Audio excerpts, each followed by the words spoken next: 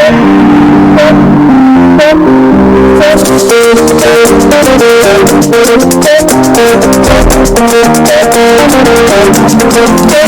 morning, my neighbor. How are you?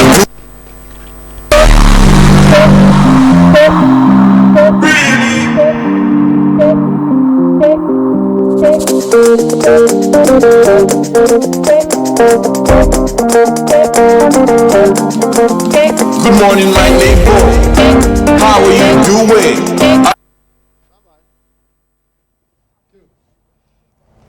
Hello, good morning and welcome to Good Morning Port Harcourt, coming to you live from Silverbird Television right here in the Garden City of Port Harcourt. And on this beautiful Monday morning, which of course is the first of the week, we have done quite a lot behind the scene to bring you the best of best today in terms of information, news and all that. And you know, of course, how we do it today on the show is going to be usual. But of course, you know how the politics is hitting at this moment. So today, we're going to be looking at the political happenings. At the moment, governance is almost at a standstill because every state you go, if you call any political office holder right now, you will hear, please, can I speak to you about this after the primary election? That's where it's been right now. Okay, so we'll look at all the political happenings from the PDP, the APC, which of course are the two major parties in Nigeria. After that, of course, we'll also be looking at, we'll just analyze the news. We'll look at it again. I have an analyst with me today in the house who doubles as the BM of Silverbird Communication Port Harcourt. He is joining me today. He's with us in the studio as well. We'll look at all the highlights of the news and, of course, get to talk about it. So much is happening. Did Jonathan finally submit the form? You get to know more. And then, of course, Emefiele, what is happening to Emefiele? Why is he not resigning? I mean, he's still in the race, of course. Why is he not resigning? We'll talk about this and so much more on Good Morning Port Harcourt. Stay with us. My name is Deborah Balama. Be right back.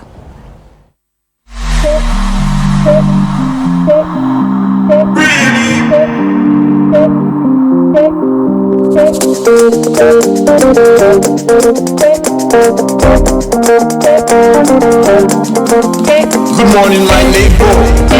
How are you doing? Are you feeling okay?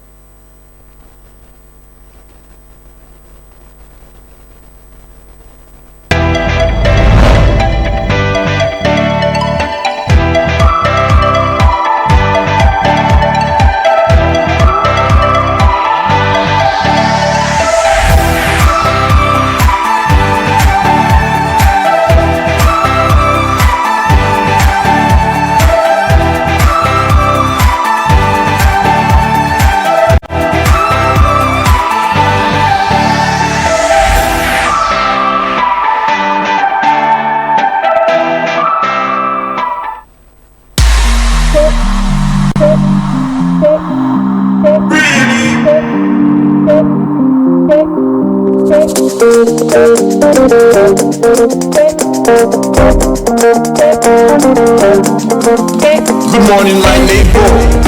How are you doing? Are you feeling okay? Only one beauty pageant spawned the first Miss World from Black Africa. Only one pageant births 5 titles in one night. Only one pageant stands out consistently from the rest. Because when it's all said and done, there can only be truly one. The most beautiful girl in Nigeria, Africa's most prestigious beauty pageant, is here again. Get your forms now for the 34th edition of the MBGN. To register, visit www.mbgnsilverbird.com or follow our social media handles at Silverbird MBGN on Facebook, Twitter, and Instagram for details. Don't be told, you can be the one. MBGN, the true essence of beauty.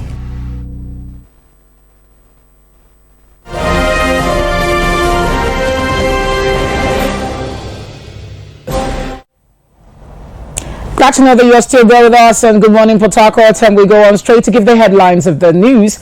And is a compilation of both what we have on the headlines of the papers as well as making news on the internet as well. So we fuse them together, and that we call the headline of the news. And then we go on straight. We'll start with the Nation, and what do we have topmost on the Nation headline? We have Atiku, Wike, Saraki, others battle for 3,700 delegates. You're of course aware that according to party guidelines, we're expecting that before the month runs out, the primary, if the timetable remains the same as INEC has said, we don't know whether there will be maybe a change of time, all right, but as it stands right now, according to the guideline, they're going to have their primaries in the next 2 weeks perhaps, and then we have the main contenders in the PDP, Atiku, Wike, Saraki, and others. They have happened to like put 3 of them as the topmost, all right. I don't know the criteria that was used. I think that is not fair enough.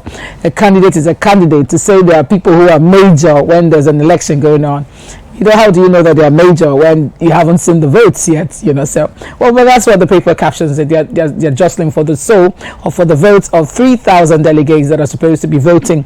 And well, if you look at the calculations they have, of course, it is believed that Atiku will get the northern votes, and then Wike will get the south, and Saraki says is the balance between the north and the south. What a way to describe yourself as a way of campaigning. And so we go on to Daily Independent, where we have that undue government spending worsens Nigeria's fiscal deficit woes. And you know, this is the electioneering period. You're expected to see a lot of hard currencies flying up and down. People are in Abuja with Ghana must go bags, you know, so much spending. Imagine when 23 you have about 230 what's it called, 100 million naira for each candidate. That is giving us about 2.5 billion. And you know, I think more people even got in, so we could say about 30 billion from the APC alone. This is like spending, you know, going into the coffers of the party, and it's not yet out. You know, like they've not started the spending. Elections are not here yet, okay? But you see, there's already money in the party coffers. So you would expect, of course, such a deficit, because you might get to find out that we might begin to notice scarcity of even dollars and pounds because of this, as well as also depreciating the naira in a very bad way. Because if you find out what happens during the election, you find out that they don't carry naira as a result of the volume. They prefer to carry the other currencies that are easier and will look smaller in denomination. All right, so let's go to leadership, where we have that presidential aspirants keep mute, avoid red line in campaign. Let's go deeper into that. We also have Deborah, the late Deborah Samuel, who was killed in a jungle justice. And should we even call that jungle justice or a murder incident? Because jungle justice believe that the person must have committed a crime, and then the person is stoned or killed or burnt to death without trial. But in this case, what offense did she commit exactly? Well, we leave that, there's already distress going on in Sokoto, and this is as a result of some youths protesting. They took to the streets in their thousands, and this time they're not protesting for Deborah's death. They are protesting over the arrest of some people who were responsible for Deborah's death.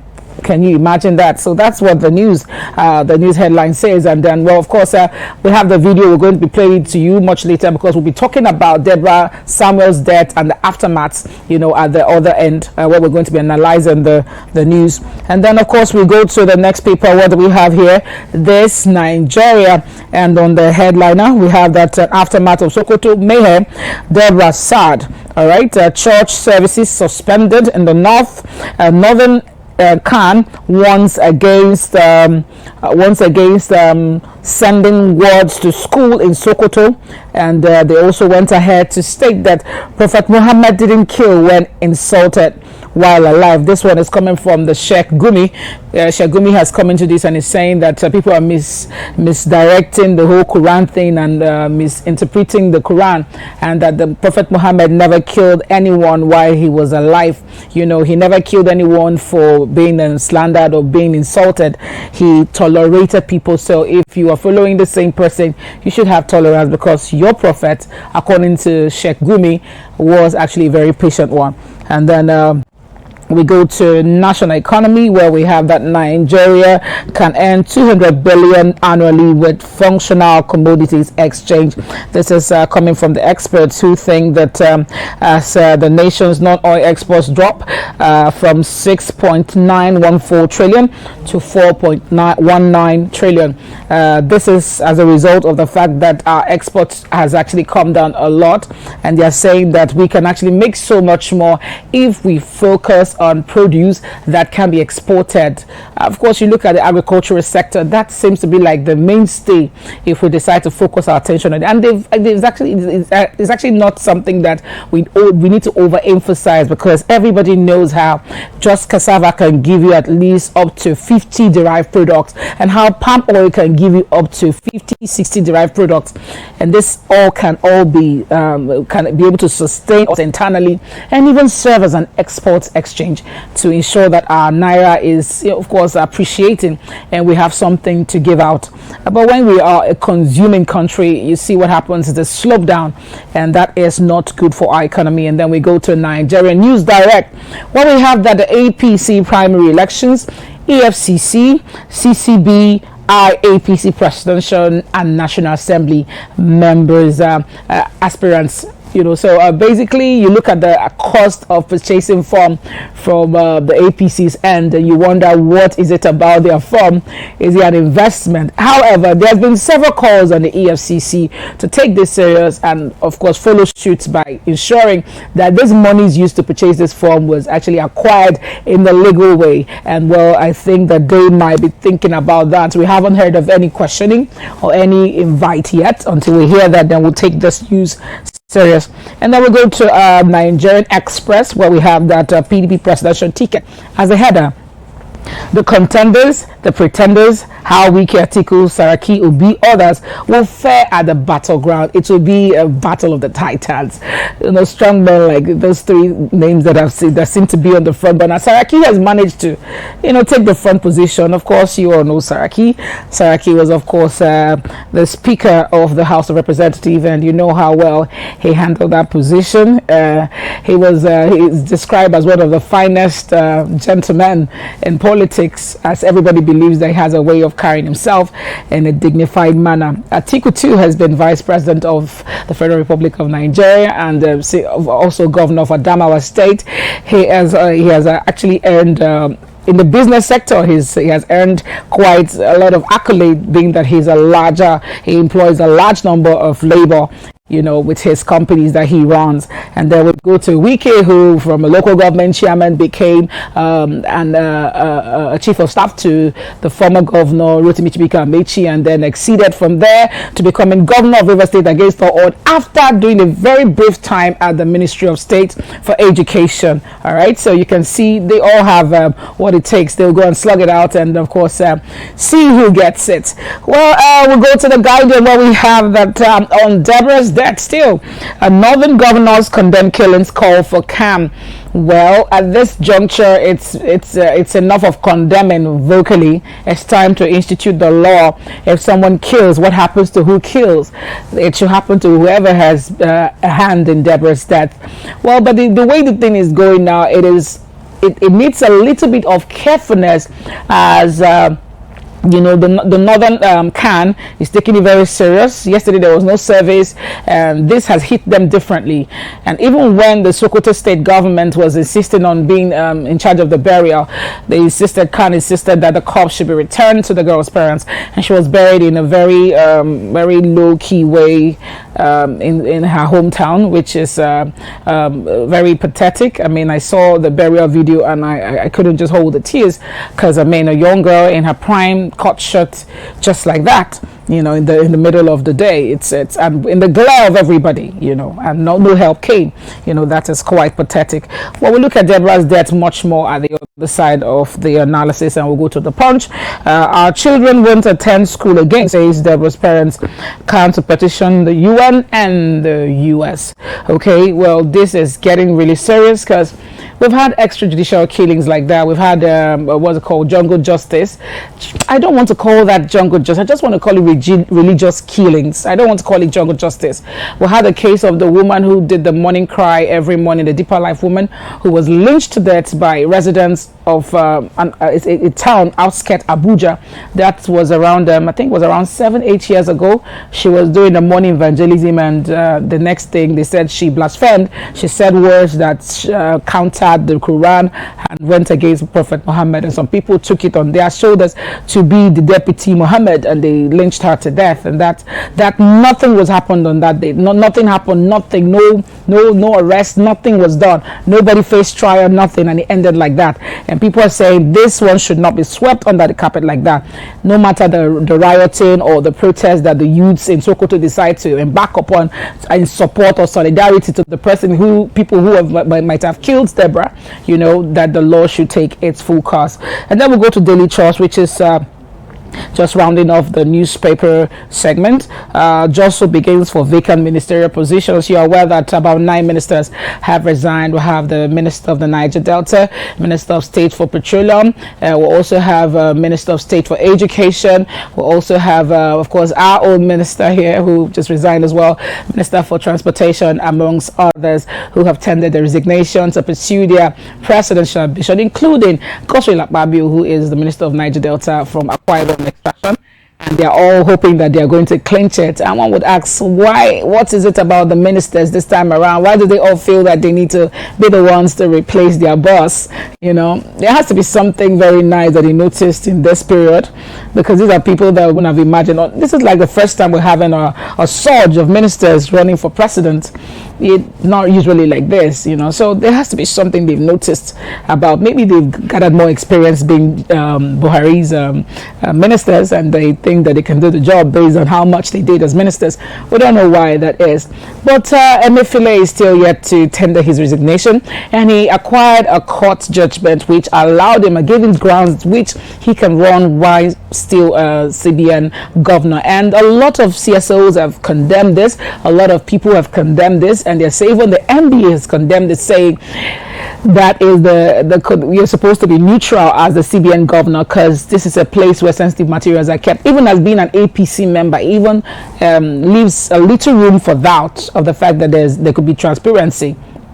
What is it about Emefiele not resigning? What is it? He's had like 2 meetings with the President Muhammad Buhari, and this has not still yielded any result. Is the President supporting him to stay? Because all that is needed is just for one letter and to end this. I mean, why is he being cajoled? Why is he being begged to resign? Why is he being, or what is it about his office? What is so sensitive about his position? Well, we'll talk about this at the other side, but very quickly, let us also look at what we have on the Tribune. Okay, and on the Tribune we have that APC aspirants face criminal records and certificate scrutiny. Well, looks like the screening will be really tough. And people are saying that Jonathan secretly submitted his form. We don't have that confirmation yet. So there are also side talks that the screening might be a way to, humble most of these aspirants and make them, withdraw from the race. We don't know how true that is. But here the Tribune is saying that we're expecting a very thorough screening, and especially in the area of certificate scrutiny. We don't know how that is going to go, but we hear that the APC election might be eventually consensus. How true that is, we don't know, because there's no official statement from the party which way they will be tilting towards. Is it a consensus? Is it direct or indirect? We haven't gotten that very clear what the party will be doing, but there are indications that there's a push that it should be direct primary where everybody is involved in the process. Well, that would be adopting the A4, and which might actually take a longer time. That is to say that you have the elections in different wards. I really want to see how this is going to go, and if eventually they do that, we might have a more democratic process, and you might have to have have people who would represent the party, who are really the people in the party's choice. All right, thank you so much. Well, we'll take a break at this point, and when we come back on this break, we will of course be playing to you the protest that is going on in Sokoto. This happened over the weekend when they all came out in their numbers protesting the fact that people who killed Deborah did the right thing and they shouldn't be arrested, as they chanted Allah Akbar on the street. And then we're going to be talking about so much. Did Jonathan secretly submit his form? Is he really in this? After saying people buying the form is insults, why don't we have a statement from him? As at the time the sales of form and submission ended, there was no statement from his chief media aide, who has been talking, Ikechukwu, to say whether he actually did follow the process. There's been sort of very suspecting quietness from his aide, and we don't know whether it's true that he actually did submit, but there are strong reports, indications that he is actually an aspirant because he has submitted his form as well, so we don't know how that's going to go. We're looking at that. We're also going to look at the PDP, the three frontliners. What is it holding for them? We're also going to look at, of course, the arithmetics, how they're going to share the 3,700 delegates, as well as other headline on the news. And Deborah is topping our discussion for this morning, and of course the riot that's going on in Sokoto based on the arrest so far made in connections Deborah's there. This is Good Morning Port Harcourt. We'll be right back on STV on the show. Stay with us.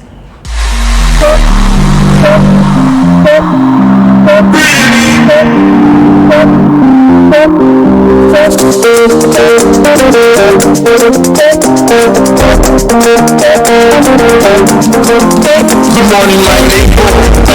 How are you doing? Are you feeling?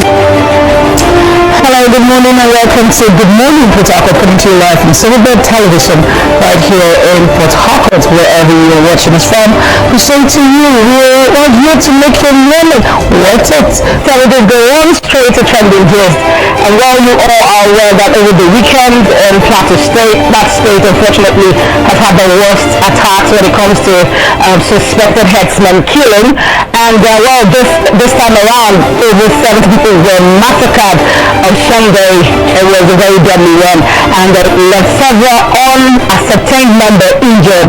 She is here on the grounds of the fact that as we speak, she's alleged that there's a screening going on at the moment in Government House, Port Harcourt, where some aspirants have been exempted from it, and she implicitly is in the list of people who are not allowed access to the screening point, despite the fact that she has everything. There has been zero empowerment on the youth. There has been nothing done on employment or empowerment. It's been more of capital projects. It's been more of projects, infrastructural projects, and that zero effort has been put into manpower development in the state. Do you think that they're making sense?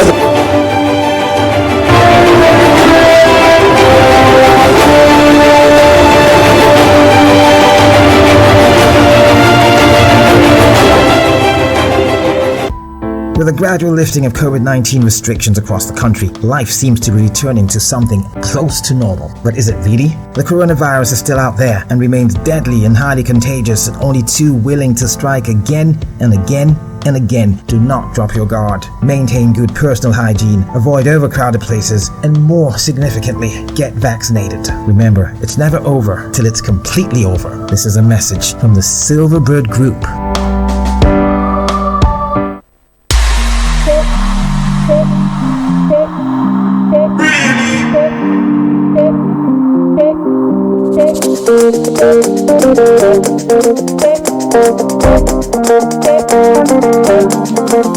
Good morning, my neighbor.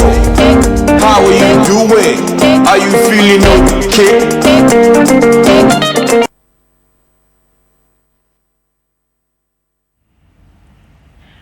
Okay, glad to know that you're still there with us on Good Morning Port Harcourt, and we go on straight to the analysis of the major headlines of the news.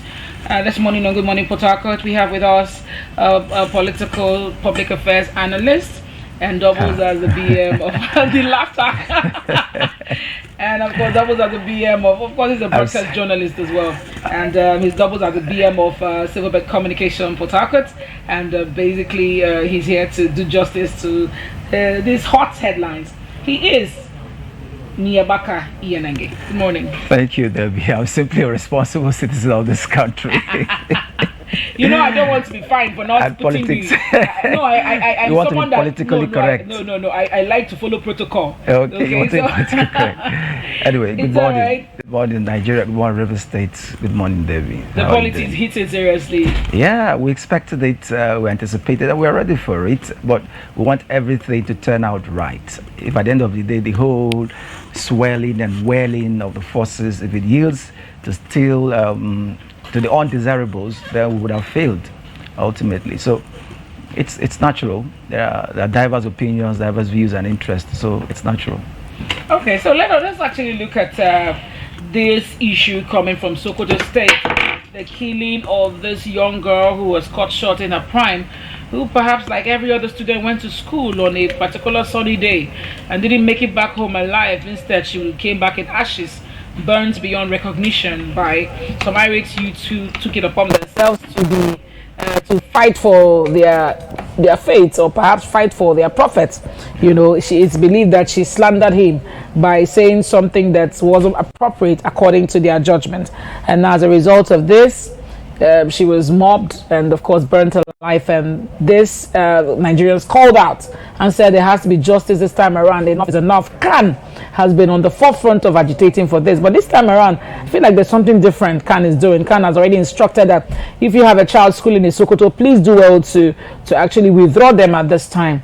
Looking at the video we have on the screen there, I think we might just need to track it up a little bit so you can see how destructive the riot is going. Let's just listen to them before you react to it. Videos, yeah. Let's just listen to it quickly before you react to it.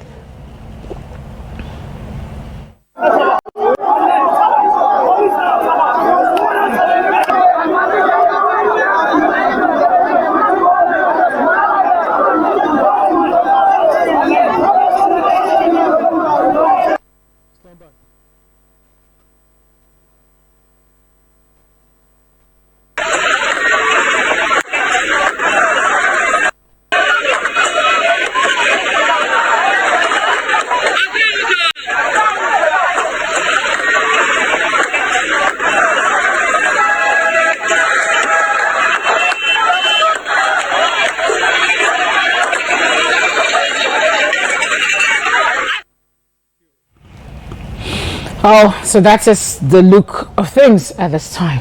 Yeah, these are developments from that one act. Before I go further to answer what you, so let me read something I saw from the Street Journal, accredited to Ibrahim Makari, the Imam of Abuja's National Mosque.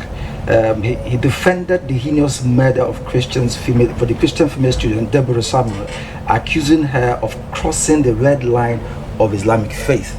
According to him, he said while absolving the perpetrators, he warned that there would be grave consequences for persons who cross the religious red lines, adding that such conduct will not be accepted.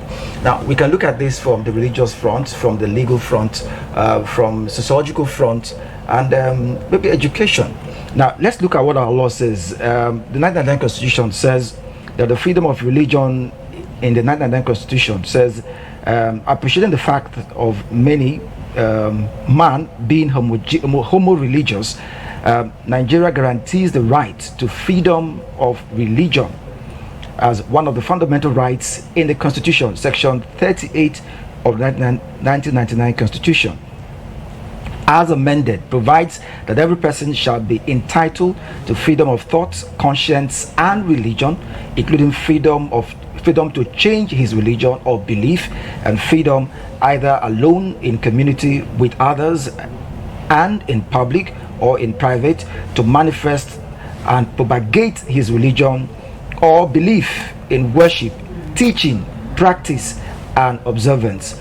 Number 2 says no person attending any place of education shall be required to receive religious instruction or to take part or attend any religious ceremony or observance of such instructions, ceremony or observance relates to a religion other than his own, or a religion not approved by his parents or guardian. And then the third says no religious community or denomination shall prevented from providing religious instruction for pupils of that community or denomination in any place of education maintained wholly by that community or denomination. And finally, number 4 says, nothing in this section shall entitle any person to take part in the activity or be a member of a secret society.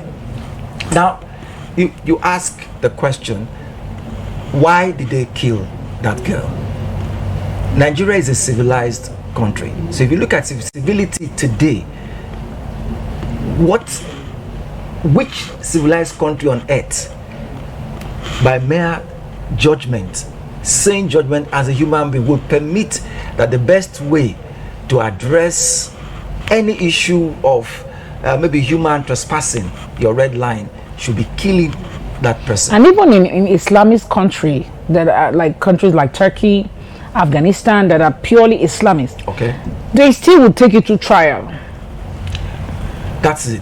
And I also read the comments on one of the some of the publications that Islam does not support jungle justice like this. But going by what this prophet, the imam of the mosque in Abuja, is saying about this particular incident, don't you think that such a statement is capable of inciting more trouble? It is, because as I'm asking the question, I said one where Nigeria is a civilized country ruled by laws, and the laws of Nigeria are not subject to any religious law. I challenge that imam or any religious leader whatsoever. Nigeria's constitution is not subject to any religion, because religion is personal belief to divinity. And even, well, they have their Sharia laws anyways. Yeah. But what we need to confirm is if Sokoto... There are bylaws. Religious laws are religious law. You can have your religious or traditional laws. But the constitution still supersedes. Yeah, the constitution supersedes. That's what I'm saying. The untouchable law of the land is the constitution until it is amended as agreed by the people. Okay, so what rules us? We are not subject. So the question is, what the actions that those persons carried out on the basis of their religion, is it above the constitution, or the constitution is above them? If it is, then they should be answerable. Now it now behoves on the chief executive, the custodian of the law of this country, which is the president, and as you come down in terms of what they call it now, the police, the Inspector General of Police, and the downline, to enforce, to make sure that those persons are made to face the wrath of the law. If they don't, that is an harbinger for conflict. Let's even look let's look at Atiku Abubakar's issue, the particular fact that something was posted condemning the killing of Deborah, and as soon as he got post from pressure from electorates who were threatening that they were not going to vote for him based on his belief in this, and you know the way if you look at it, how come the leaders, the Islam leaders, seem to have a different view from their followers? It is hard to convince me that for instance, I go to a church and my pastor preaches every day that this is wrong, but you have volume of the followers who feel it is not true. So where are they getting their teaching? It is conflicting. I have to be very frank, but it looks conflicting. Yeah, that's why I pointed out that we'll look at it from a sociological point. But first, from a video I saw, I think himself said because he did that, he approves of whatever is posted, or he has the final approval. That initial post did not get his approval first. Beautiful. That's on one hand. He can exonerate that. But again, to say yes, this is politics, and he needs the people. So naturally, he will want to pacify. What I expected of Atiku at that point, yes, sorry to condemn. At the point where he was defending the fact that it wasn't him that authorized it, so he asked for the post to be pulled down because he didn't get authorization. I expected him to use that opportunity to state his stance on this issue, that I condemn this in all totality, but he didn't, and that's someone that's vying for president. It's questionable if he becomes the president of this country, what he will link to. Now, the other part is that sociology is about transfer of values, norms, beliefs from generation to generation, and part of the institutions that facilitate the socialization are the homes, the schools, and our religious centers. Now, every human being is a product of nature and nurture. Nurture is about your environment, your orientations that you get from environment. So the question is, who is transferring these values because someone they learnt it. We are all like tabula rasas. We are written upon. We came on earth to learn whatever we believe in and know and practice today. Somebody taught them, and somebody is upholding it. If they were not, look at the crowd of persons. Joining just in one location. In the presence that's of actually chiefs, a video compilation of several other. In the presence of their so-called religious leaders, whom they respect. When the British came into Nigeria, they used the indirect system because when they could not speak to the masses directly for them to obey them, but they could speak to their imams, the people, the persons at the forefront, religious leaders that they respect, and the religious leaders that they respect spoke to them and they listened. So today, when these younger ones or these ones who are involved, that if they claim, quote and unquote, that yes, Islam does not stand for such brutal murder, then the people who say that they are doing this on that basis, you not call them to order till today. You talked about the deeper life lady, they are doing it again. And another question is, don't these so-called persons who have this extremist belief, don't they go to other parts of the country and other lands belong to other people? Don't they trespass? Because I can tell you, like in River State, there is a mosque and a church side by side in my one dube here. Deborah is actually she's actually a northerner. She's a northerner, but a Christian northerner. Yes, and they wake up in the morning and they blare their whatever they are saying. They blare it loudspeak. They violate the loudspeaking, the public decibels. They disturb the peace with their noise. They're not being arrested. They are blaring into a church. The people are Christians. They're not Muslims. They're not. So they don't feel. They closed our roads. That they're observing their religious practice in our land. Some places close to our shrines, close to our religious places. Don't they feel that they have trespassed? Because of course they wouldn't know. One man's meat in our place is another man's poison. Where your own right ends, another man's own continues. So can they be justified to say before that God that they claim, or the prophet that they claim, on what basis they're acting, can they say yes, they have not trespassed the rights, the religious beliefs and red lines? According to the Imam of Abuja, they have not crossed the red lines of other religious people. They have. So basically the bottom line is, for our political leadership, if they want Nigeria to be one, if they want us to, because for us to have a mutual coexistence, we must curtail our interest and tolerate the excesses of others. Otherwise, because everybody has excesses, everybody has. If you say, okay, you are doing too much, you have crossed, you are also crossing into my own red line. So are you saying that the way to go is to be killing each other, which is not civility? Okay, so it is for the political leadership right now, who sits at the seat of authority, to put his foot down and address. Once you address this issue, it won't happen again. But if you don't, it means you are the one inadvertently encouraging violence, crime, cleansing, or what, religious killings. You are the one encouraging it, and no one man has a monotony of violence.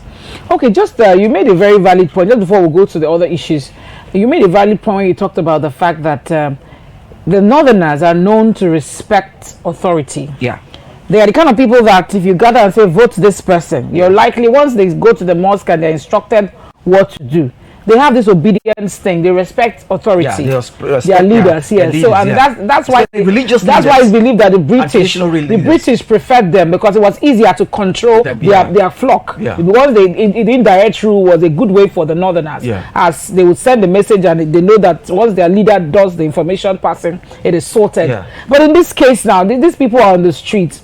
Do you really think that the Sheikh Gumi and the other imams who perhaps have really gone to the mosque, like on Friday that was their service day, to really say this is condemnable? Do you think a normal northern youth would go to the streets the next day after the imam of his mosque tells him this is wrong and that lady shouldn't have died? Baby, I will tell you point blank. Whether they say it expressly or implicitly, they have said it. They support it. This is an imam saying, and he is a voice. He is a reflection of who they are. But some imams have condemned it. They support the Sultan of Sokoto condemned it. Now, to the extent that they've not been able to stop these younger ones who say they are acting on that premise, then they support it. Because if you don't support it, deal with it squarely and let it stop. Otherwise, you're also saying that your children, your sons, your daughters, your brothers who are in other lands should be killed. Is that where we want to go? No. Okay, so let's go on from there. But just to let you know that you can contribute to the headlines as we discuss them. 0817-962-4696 as the number you get to call to be a part of it. Let's go over to the political happenings in Nigeria this time, and with the focal point, let's look at Emefiele, the governor of CBN, Godwin Emefiele, who has refused to resign and instead acquired or got a judgment from a court that allowed him to be able to still remain in office whilst running for president under the APC. And let's look at a particular statement coming from a group of economic experts, and it reads: economic experts at a local think tank, the Center for Promotion of Private Enterprise, have urged the governor of the Central Bank of Nigeria to resign in order to preserve the integrity, credibility, independence, neutrality, and professionalism of the Apex Bank. They said the partisan disposition of the CBN governor had cast doubts over the credibility, independence, and neutrality of this body.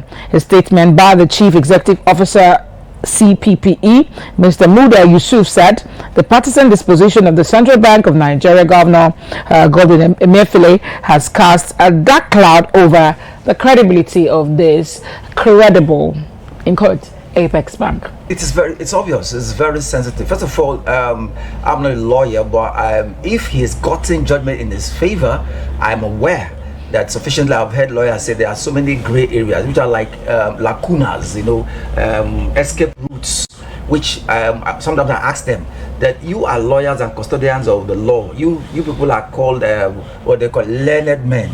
Why not cover up these lacunas? Because it's you, it's not God that will come down and cover it. So if he has gotten it, it means there are lacunas which he has capitalized on. But the other part, which is just what you've said that concerns us, is a sensitive issue. You are the governor of the central bank, the chief financial officer of the land, responsible for great country, Nigeria, for the wealth. Yes, under the Minister of Finance. So it's so sensitive, and it's not by, if we go by reality, when the next government will come, you see, they'll be pointing accusing fingers to the outgoing government or the outgone government to say, look, they deal XYZ with our finances, and you are there in charge of finances. It's not possible that you could be dancing to the tune of your former boss. It's possible. So for integrity's sake, for his own image as a professional, for the image that he has attained all through his professional career, and also for his political image, and if eventually, let's assume that he becomes the president of this country, will there not be questions to say, okay, because you know XYZ and you did XYZ with social person, and so that is why. So it's better you step aside. And what are you protecting? Why do you want to still keep that office and still vie for the office of the president? But it doesn't look like our CBN governors, past, present, all have political inclinations. Yeah. I'll take you to the present governor of Anambra State, Chukwuma Charles Soludo. If he's a public He servant, was the CBN governor. Yeah. And today he's governor, which means there's a political. So at what point? At what point? Because I know in civil service, you're also supposed to be partisan. We agree. He's no longer there. He's no longer there. But it goes to show you that the position revolves around politicians still. Even the deputy who served under him, Mohalu, also ran for presidency in 2019.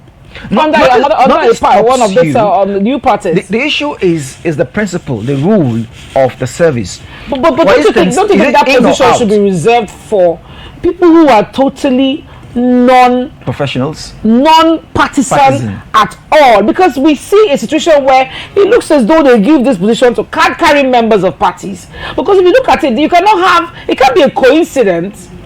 Okay. It can't be a coincidence that everyone who becomes CBN governor eventually ends up as a politician or aspires to be in a position politically. I want to add that I see when they vent their idea and ideology of what political management should be, by virtue of managing the finances of this country, and by virtue of their professional experience and all that, they seem to know better how to manage. Because The leadership, political leadership, is about management of resources. You are a manager, which is what I believe and I know that so far our politicians have not been able to prove.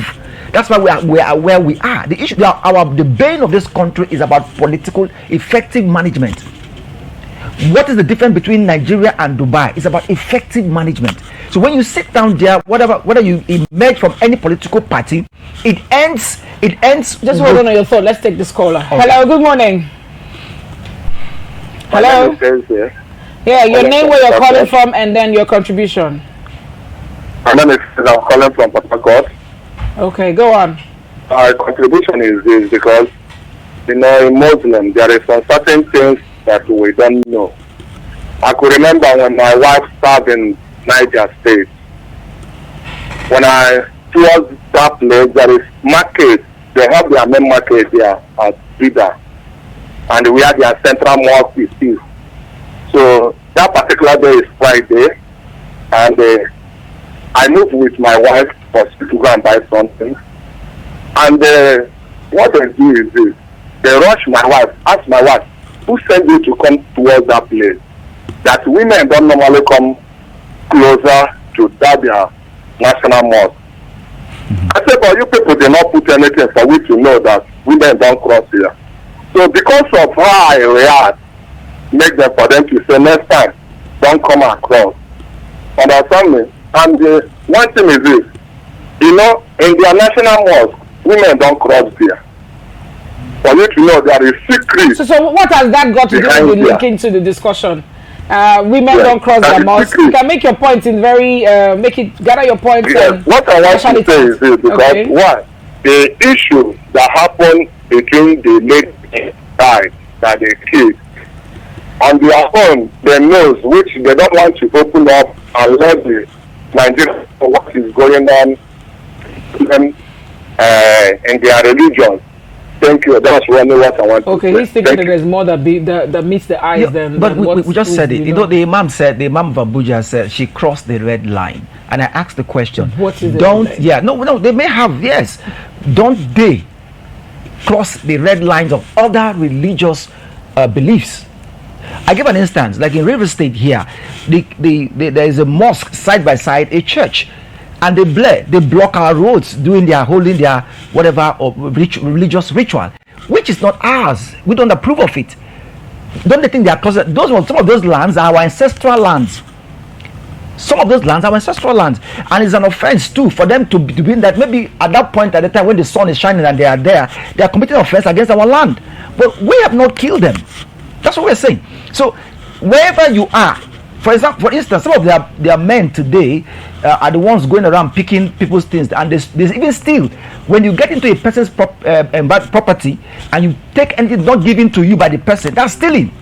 They go in and they do. I know my own vehicle parts have been stolen by their townsmen in the name of what they call them now, these cat pickers. Picking the refuse. Yes, not one, not two.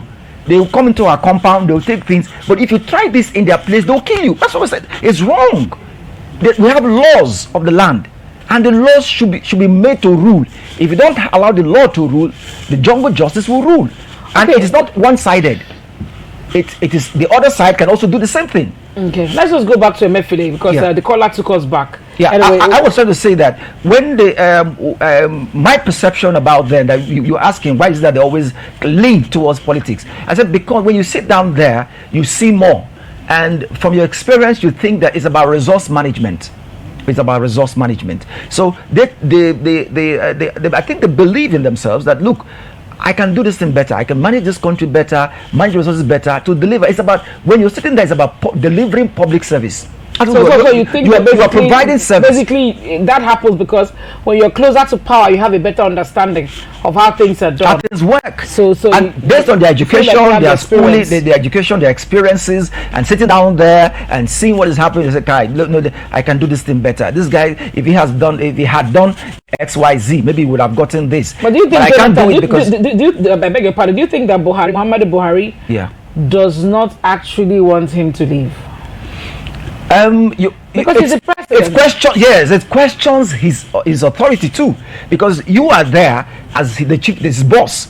So is it compliant to the law? Maybe he will say, okay, he got let the law. Is that not even disobedience to take a matter your boss has asked you to resign, and you take the matter to a court? He will tell you, the court has to said, ask for interpretation. That is an appointee. The president will tell you he's listening to what the judiciary is saying, quote and unquote.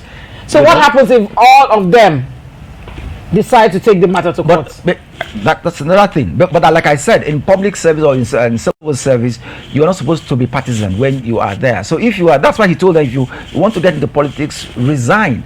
So I don't understand that's why I started by saying I am aware that our law has lacunas, gray areas that allow for loopholes and all that.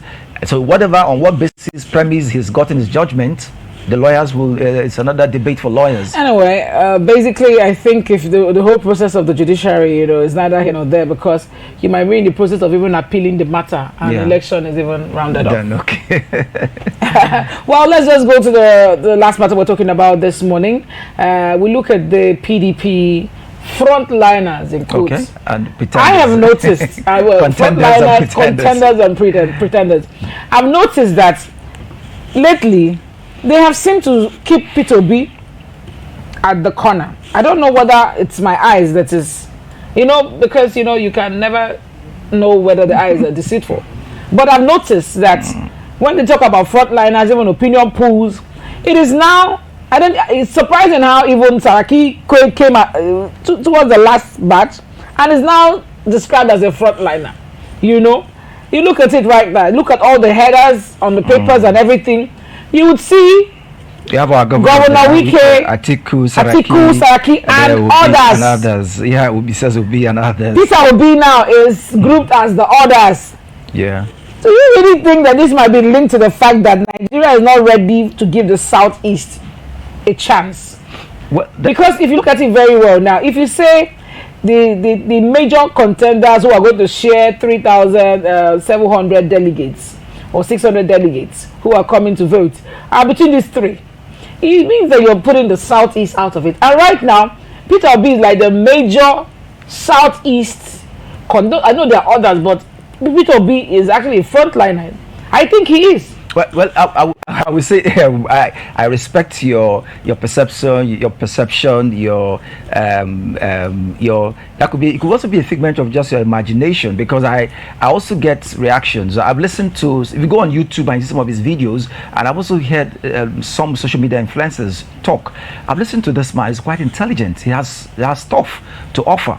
Okay. Yes, you don't forget about sensational journalism. Yeah, some writers, like you said, from their own, every writing or write-up or journalistic report is perceptional. It has an angle.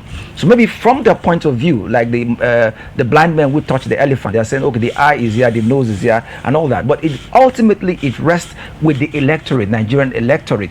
So whether they call him minor, or after all, our respected GEJ was not part of the contenders in their time, but he came from nowhere, to notoriety, from obscurity to notoriety. And now we hear that he might even be the chosen one. That's what we hear from different quarters. And I wouldn't be surprised, because if you look through his career, his political career, he's always been chosen. Come and become. There is something divine and spiritual about it. And after they will say he's anything can happen. They pull him to come and run, something he's not prepared for. But and after, the same people will say, oh, he is not prepared. If you look at the analysis, I want to follow the analysis that some persons are giving, that which says that the school of thought that says, if it comes in, he has done 1 tenure or so, 1.5 tenure. And if it comes in now, I think by our law, he cannot do more than 1 tenure. And that it could be a strategic ploy by those interests who are bringing him in, so that after that they will now shift the power back to the north. So for that reason, the south and the southeast may not support, even if finally he picks the ticket from whatever angle they are putting forward now. Okay, well, that's the much we can do on the headlines today, and we talked about quite a lot, but looking at the PDP, I think that I really don't find it interesting or nice or fair when 7 people are vying for a position and you, without the election taking place, you now know people that are frontliners. What is the yardstick for that? I think everybody should begin the fair hearing. equal positioning. We know that after delegates, after the delegates, after they would have done their internal politics, and the delegates would have chosen. Some are even still saying because of the geographic imbalance, and the delegates from certain sections of this country might be more. So it will be about a wooing. That's why. That's why some persons are saying maybe Atiku may emerge, and all that, and there'll be a lot of buying of delegates and all that. Well, but for us, and it's. Please don't sell your conscience, don't sell your vote for anything. Look at the candidates that will deliver, that will facilitate desired development for the masses. If it's from the south, east, or north, whatever, then put your vote there. It's not about religion, it's not about political sentiment. Like I went to say before, I said, fine, when you politic at your party level, when you come into governance, it's about knowing how things are done. Okay, and getting it done, not giving excuses. Oh, well, that's a good way to round it off. You heard him. He already advised you vote your conscience. Someone say, if they impose the money on you, if you must take it, but still vote the right. But I don't say take it, though. I mean, don't take it, because that would be you compromising your stance. Don't take it and still vote rightly, But it's better to vote wrongly. It's better to not vote wrongly and take it. So let us look at the devil and the deep blue sea. It's okay. That's what you can take this morning out. Good morning, Port Harcourt. I say to you, have yourself a beautiful week, and go out there, conquer your world.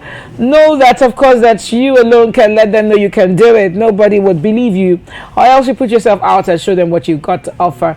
And then congratulations to Mr. Funny Sabinus, who clinched the AMCVA award for the most content, the highest content creator.